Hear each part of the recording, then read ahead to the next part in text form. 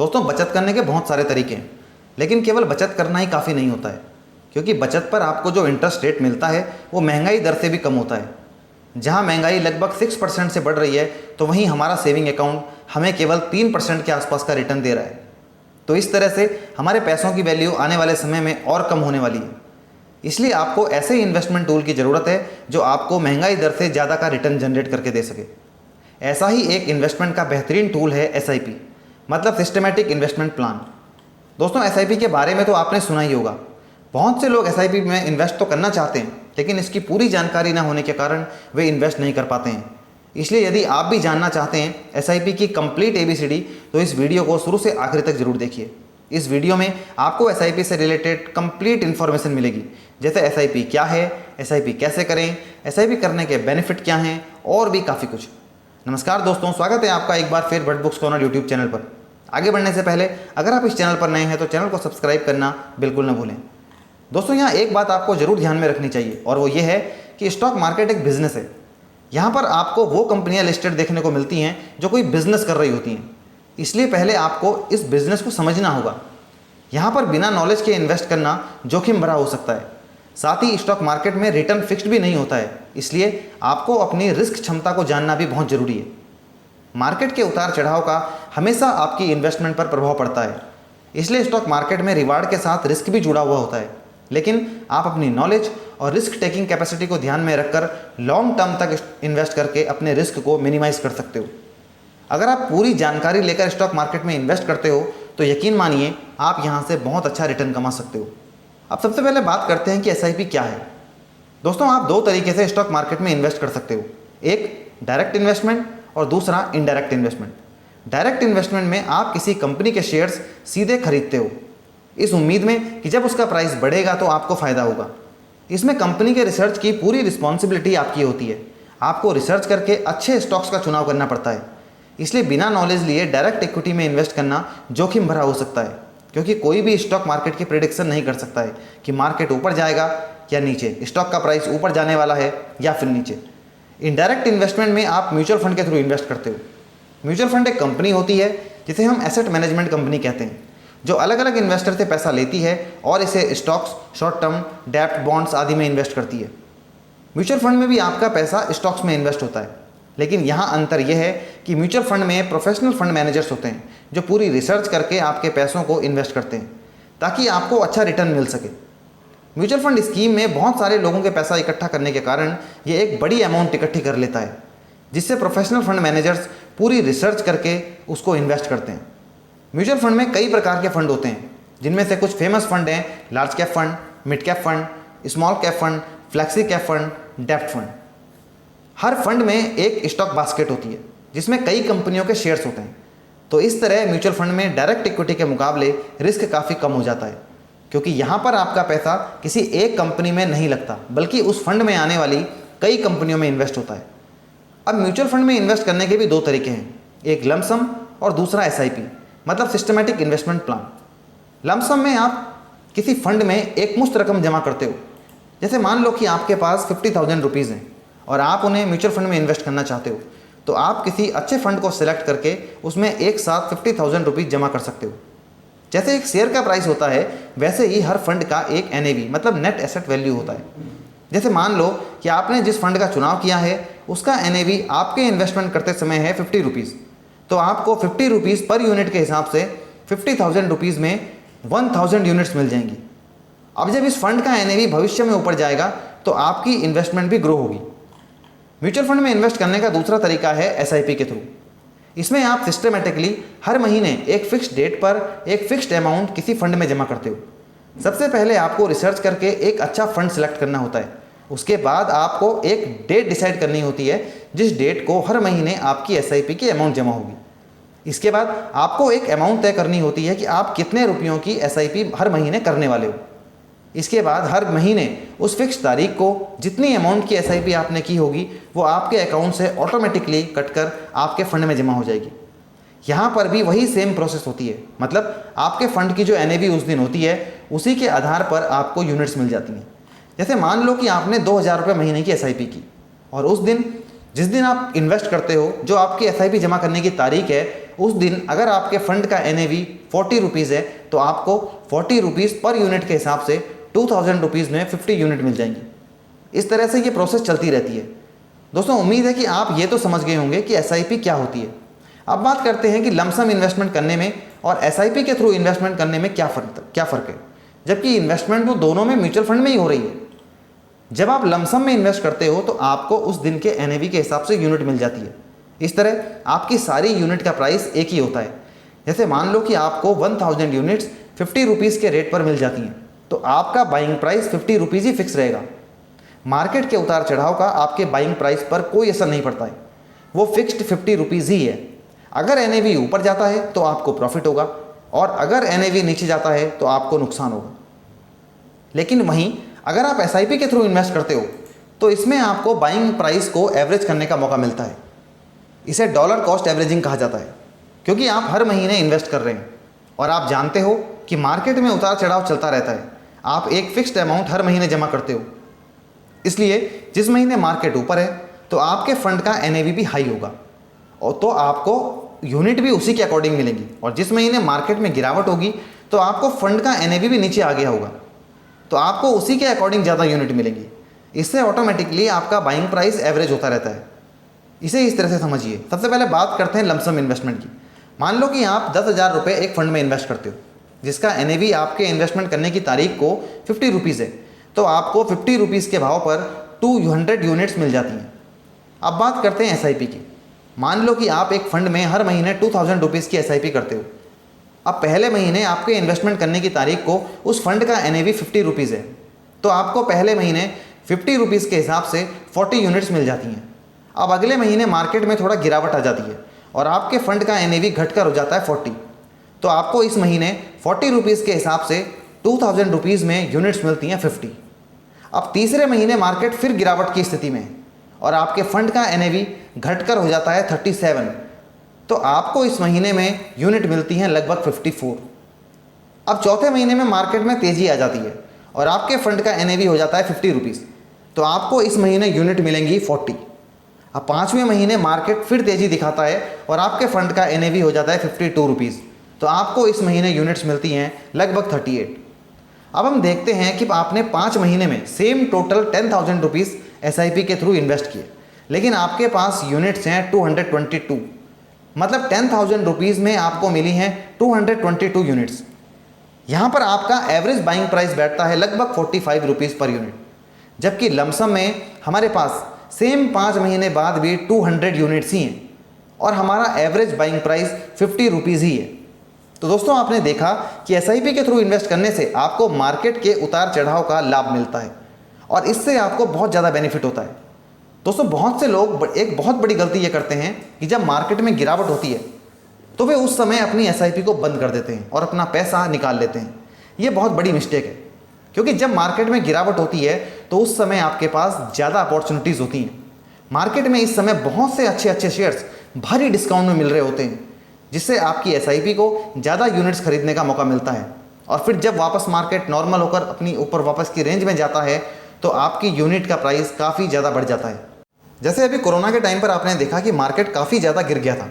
Sensex 51,000 से लगभग 26,000 तक नीचे गिर गया था। ऑफकोर्स इस समय लोगों की SIP की इन्वेस्टमेंट वैल्यू कम हो गई थी। इस समय जिन लोगों ने अपनी SIP को रिडीम नहीं किया और लगातार मार्केट में इन्वेस्टेड रहे, तो इस गिरावट में उन्हें ज़्यादा यूनिट्स मिली और जब सेंसेक्स वापस 26,000 से 60,000 तक पहुंच गया तो उन्हें बहुत ज़्यादा रिटर्न मिला। इसलिए गिरती हुई मार्केट में भी SIP में इन्वेस्ट करना उनके लिए फ़ायदे का सौदा रहा। अब बात करते हैं कि SIP में इन्वेस्ट कौन कर सकता है। दोस्तों भले ही टेक्नोलॉजी कितनी एडवांस हो गई हो, भले ही स्टॉक मार्केट ने पिछले कई दशकों में इन्वेस्टमेंट के दूसरे टूल्स के मुकाबले कई गुना ज़्यादा रिटर्न दिया हो, लेकिन ये भी सच है कि आज भी स्टॉक मार्केट में इन्वेस्ट करने को लेकर बहुत से लोगों में ज़्यादा उत्साह नज़र नहीं आता है। लोग इसे जुए की नज़र से देखते हैं। इसका कारण यह है कि लोग बिना किसी नॉलेज के, बिना किसी रिसर्च के, किसी के टिप्स के बेस पर, फ्रेंड के कहने पर, न्यूज़ चैनल को देखकर शेयर्स को बाई और सेल करते हैं और बहुत ज़्यादा नुकसान उठा लेते हैं। दोस्तों स्टॉक मार्केट एक बिज़नेस की तरह है। जिस तरह जब आप कोई बिज़नेस शुरू करते हो तो आपको पहले उसकी नॉलेज होना ज़रूरी है, उसी तरह स्टॉक मार्केट के बारे में सीखना पहले ज़रूरी है। बिना सीखे इन्वेस्ट करना अपने पैसों को जोखिम में डालना है। एसआईपी के जरिए जब आप इन्वेस्ट करते हो तो आप अपने जोखिम को कम करने का काम करते हो। कोई भी व्यक्ति एसआईपी में इन्वेस्ट कर सकता है। एसआईपी में प्रोफेशनल फंड मैनेजर्स आपकी इन्वेस्टमेंट को मैनेज करते हैं और साथ ही आपका पैसा किसी एक कंपनी के शेयर में न लगकर शेयर्स की एक बास्केट में लगता है जिसमें कई कंपनियों के शेयर्स होते हैं। इस तरह ये एक डाइवर्सिफाइड इन्वेस्टमेंट हो जाता है। एसआईपी में इन्वेस्ट करने के लिए कितना पैसा चाहिए? दोस्तों, एसआईपी की सबसे बड़ी खासियत यह है कि इसे बहुत छोटी सी अमाउंट से भी शुरू किया जा सकता है। आप 100 रुपये महीने से भी अपनी एसआईपी स्टार्ट कर सकते हो। ये अमाउंट हर एएमसी के हिसाब से अलग अलग होती है। हर म्यूचुअल फंड स्कीम के लिए ये अमाउंट अलग अलग है। जैसे कुछ स्कीम्स में मिनिमम 100 रुपीज़ से शुरुआत होती है, कुछ में 500 से होती है और कुछ में मिनिमम 1000 से शुरुआत होती है। आप अपनी स्कीम की रिसर्च करके उस स्कीम में इन्वेस्ट करना स्टार्ट कर सकते हैं। यहाँ ये बात ध्यान देने वाली है कि एसआईपी में अमाउंट का रोल इतना इंपॉर्टेंट नहीं है जितना कि टाइम का है। जितना ज़्यादा टाइम आप अपनी इन्वेस्टमेंट को दोगे उतना ही ज़्यादा मौका आपकी इन्वेस्टमेंट को ग्रो होने का मिलेगा। अगर आप अपने 20s की एज में हो तो इन्वेस्टमेंट करने का सबसे बेहतरीन ऑप्शन इस समय है। सबसे बढ़िया टाइम आपके पास इस समय है। जब आप 50s में पहुंच जाओगे तो आपको आइडिया भी नहीं है कि कंपाउंडिंग आपके लिए कितना बड़ा कॉर्पस इकट्ठा कर सकती है। एसआईपी में इन्वेस्ट कैसे करें? दोस्तों, एसआईपी में इन्वेस्ट करना बहुत ही आसान है। अगर आपके पास पहले से ही कोई डीमैट अकाउंट है तो आप वहाँ से भी अपनी एसआईपी रजिस्टर कर सकते हो। आप डायरेक्ट एसेट मैनेजमेंट कंपनी की वेबसाइट या फिर कंपनी के ऑफिस में जाकर या कंपनी के सेल्स प्रतिनिधि से भी अपनी एसआईपी को रजिस्टर करवा सकते हो। इसके अलावा जो डिस्काउंट ब्रोकर्स होते हैं जैसे जीरोदा है, अप स्टॉक्स है, ग्रो ऐप है, पेटीएम मनी है, एंजल वन है, 5 पैसा है, इनके थ्रू आप अपने फ़ोन से ही सीधे एसआईपी कर सकते हो। दोस्तों, इन्वेस्ट करने से पहले आपको रिसर्च करनी जरूरी है। जैसे किस फंड में इन्वेस्ट करें, किस प्लेटफॉर्म पर इन्वेस्ट करें। आप अपने फाइनेंशियल एडवाइज़र की हेल्प भी ले सकते हो। आपको उस प्लेटफॉर्म से एसआईपी करनी चाहिए जहां पर आपको मिनिमम चार्जेस पे करने पड़ रहे हो, क्योंकि लॉन्ग टर्म में ये छोटे छोटे चार्जेस भी आपकी कैपिटल को बहुत भारी नुकसान पहुंचाएंगे। एसआईपी में इन्वेस्ट करने के क्या फ़ायदे हैं? दोस्तों, सबसे पहले छोटी अमाउंट से शुरुआत कर सकते हो आप। एसआईपी का सबसे बड़ा बेनिफिट यह है कि आप बहुत छोटी अमाउंट से शुरुआत कर सकते हो। यहाँ तक कि आप 100 रुपये महीने से भी अपनी इन्वेस्टमेंट की जर्नी को स्टार्ट कर सकते हो। दूसरा है मिनिमम रिस्क। जब आप डायरेक्ट इक्विटी में इन्वेस्ट करते हो, मतलब सीधे कंपनी के शेयर खरीदते हो, तो इसमें पूरी रिसर्च आपकी होती है। यदि वो कंपनी अच्छा परफॉर्म करती है तो आपको फ़ायदा होता है, लेकिन यदि उस कंपनी ने अच्छा परफॉर्म नहीं किया तो आपको नुकसान का रिस्क भी रहता है, क्योंकि एज ए रिटेल इन्वेस्टर हमें पता ही नहीं होता कि किस शेयर में किस समय एंट्री लेनी है और किस समय एग्जिट होना है। जबकि एसआईपी में एक तो आपका फंड मैनेजर आपके लिए स्टॉक्स की रिसर्च करता है और दूसरा आपका पैसा किसी एक ही कंपनी में न लगकर कई सारी कंपनियों के शेयर्स में इन्वेस्ट होता है, जिससे आपकी इन्वेस्टमेंट का डाइवर्सिफिकेशन हो जाता है। और तीसरा, आप हर महीने इन्वेस्ट करते हो। आप मार्केट की तेज़ी में भी इन्वेस्ट करते हो और मार्केट की गिरावट में भी इन्वेस्ट करते हो। इससे आपको अपने फंड की यूनिट प्राइस को एवरेज करने का मौका मिलता है, जिससे लॉन्ग टर्म में आपका रिस्क कम हो जाता है। तीसरा है आसान प्रोसेस। एसआईपी में इन्वेस्ट करना बहुत सिंपल है। इसके लिए आपको कहीं दौड़ भाग करने की भी ज़रूरत नहीं है। आप घर बैठे बैठे अपने फ़ोन से ही एसआईपी रजिस्टर कर सकते हो। चौथा है डिसिप्लिन्ड इन्वेस्टमेंट। एसआईपी की अमाउंट हर महीने डायरेक्ट आपके बैंक अकाउंट से आपकी एसआईपी में जमा हो जाती है। इस तरह हर महीने एक डिसिप्लिन्ड वे में आप इन्वेस्ट करते हो। इस तरह आप इन्वेस्टमेंट की एक गुड हैबिट डेवलप करते हो। डिसिप्लिन्ड इन्वेस्टमेंट से ही लॉन्ग टर्म में एसआईपी एक बहुत बड़ा कॉर्पस इकट्ठा करने में कामयाब हो पाती है। पांचवा है कंपाउंडिंग का लाभ है। दोस्तों, एसआईपी में आप लॉन्ग टर्म के लिए इन्वेस्ट करते हो, जिससे आपको कंपाउंडिंग का बेनिफिट मिलता है। आइंस्टाइन ने कंपाउंडिंग को दुनिया का 8वां अजूबा कहा था। कंपाउंडिंग की वो ताकत है जिससे आपकी छोटी सी अमाउंट भी बड़े कॉर्पस में तब्दील हो जाती है। जितने लंबे समय तक आप इसमें बने रहते हो उतना ही ज़्यादा लाभ आपको मिलता है। सबसे बेस्ट ये है कि आप अपनी 20s में ही इन्वेस्टमेंट स्टार्ट कर दो, क्योंकि तब आपके इन्वेस्टमेंट के पास बहुत ज़्यादा टाइम होता है ग्रो होने के लिए, क्योंकि लॉन्ग टर्म में कंपाउंडिंग आपके लिए बेहतरीन रिटर्न जनरेट करके देती है। छठवां है कभी भी पैसे निकालने की सुविधा। वैसे तो आपको अपनी एसआईपी को बीच में ब्रेक नहीं करना चाहिए, क्योंकि इससे आप कंपाउंडिंग के लाभ से वंचित रह जाओगे। लेकिन यदि बहुत ज़्यादा इमरजेंसी आ जाए तो आप अपनी एसआईपी को कभी भी रिडीम कर सकते हो। अगर आप ऐसे फंड में इन्वेस्ट करते हैं जिसमें लॉक इन पीरियड नहीं है, तो आप कभी भी अपने फंड्स की यूनिट्स को पार्शियली या फिर फुली रिडीम कर सकते हो। जिस दिन आप रिडीम करते हो उस दिन के NAV के हिसाब से आपकी यूनिट सेल हो जाती हैं और लगभग 7 दिनों के अंदर आपका पैसा आपके बैंक अकाउंट में आ जाता है। केवल कुछ फंड्स में लॉक इन पीरियड होता है, जैसे ELSS म्यूचुअल फंड्स में। ELSS फंड्स 3 साल के लॉक इन पीरियड होते हैं, इसलिए इनको लॉक इन पीरियड के बाद ही रिडीम किया जा सकता है। म्यूचुअल फंड कितने प्रकार के होते हैं? दोस्तों वैसे तो म्यूचुअल फंड के बहुत सारे प्रकार हैं जिनके बारे में हम किसी और वीडियो में बात करेंगे, नहीं तो वीडियो बहुत लंबी हो जाएगी। यहाँ पर हम कुछ मेन और इम्पोर्टेंट टाइप्स के बारे में बात करेंगे, जैसे large cap fund, mid cap fund, small cap fund, flexi cap fund और ELSS mutual fund. Large cap funds वो फंड्स होते हैं जो भारत की लार्ज कैप कंपनीज में इन्वेस्ट करते हैं। इन फंड्स में कम रिस्क होता है क्योंकि ये वो कंपनीज होती हैं जिनका बिजनेस काफ़ी बड़ा होता है और जिनकी सक्सेस का एक लंबा ट्रैक रिकॉर्ड होता है। मिड कैप फंड्स वो फंड्स होते हैं जो लार्ज कैप से छोटी कंपनीज में इन्वेस्ट करते हैं। इनमें ग्रोथ की पोटेंशियल होती है, इसलिए इनमें रिस्क भी लार्ज कैप के मुकाबले थोड़ा ज़्यादा होता है। जब मार्केट गिरती है तो मिड कैप कंपनीज के शेयर्स में भी काफ़ी गिरावट होती है। स्मॉल कैप फंड्स वो फंड्स होते हैं जो लार्ज कैप और मिड कैप से छोटी कंपनीज में इन्वेस्ट करते हैं। ये कंपनियां जहां एक और ग्रोथ काफ़ी ज़्यादा पोटेंशियल इनमें होती है, तो वहीं इनमें रिस्क भी सबसे ज़्यादा होता है। जब मार्केट गिरती है तो स्मॉल कैप कंपनीज के शेयर्स काफ़ी तेज़ी से गिरते हैं। फ्लैक्सी कैप फंड्स वो फंड्स होते हैं जहां पर फंड मैनेजर्स को यह रिस्ट्रिक्शन नहीं होता है कि उसे मिनिमम इतनी amount large cap, mid cap और स्मॉल कैप में लगानी है। लार्ज कैप, मिड कैप और स्मॉल कैप फंड्स में फंड मैनेजर्स को निर्धारित नियमों के अनुसार एक निश्चित अनुपात में पैसा इन्वेस्ट करना होता है, जबकि फ्लैक्सी कैप फंड में फंड मैनेजर्स के पास इन्वेस्टमेंट को डाइवर्सिफाई करने का ऑप्शन होता है, जिससे वो पोर्टफोलियो को बैलेंस कर सकता है ताकि आपको बेहतर रिटर्न जनरेट करके दे सके। ELSS मतलब इक्विटी लिंक्ड सेविंग स्कीम को टैक्स सेविंग फंड्स भी कहा जाता है। ELSS फंड आपको टैक्स में छूट देने के अलावा वेल्थ क्रिएट करने के बहुत अच्छे साधन हैं, क्योंकि इसमें आपका जो पैसा है वो 3 साल के लॉक इन पीरियड में होता है। जब भी आप कोई अमाउंट इसमें जमा करते हो तो 3 साल बाद ही उसको आप विड्रॉ कर सकते हो। ELSS फंड्स भी लॉन्ग टर्म में अच्छे वेल्थ क्रिएटर साबित होते हैं। दोस्तों अब आखिर में बात आती है कि किस फंड में SIP करें, तो इसका जवाब यह है कि सबसे पहले तो आपको पूरी रिसर्च करनी है, उस फंड को सिलेक्ट करना है जिसने पिछले 10 सालों में लगातार अच्छा रिटर्न जनरेट करके दिया हो, जिसने मार्केट के बुरे दौर को भी आसानी से फेस किया हो और अपने इन्वेस्टर के लिए बेहतर रिटर्न जनरेट किया हो। दूसरा, जिस फंड के एक्सपेंसेस चार्जेस कम हो, क्योंकि अभी भले ही आपको ये चार्जेस बहुत कम लगें, लेकिन लॉन्ग टर्म में ये चार्जेस आपकी कैपिटल का एक बहुत बड़ा हिस्सा खा जाते हैं। और तीसरा, अपनी इन्वेस्टमेंट को डाइवर्सिफाई करना जरूरी है। मतलब अगर आप 10,000 रुपये महीने की SIP कर रहे हो तो इसे एक ही फंड में न डालो।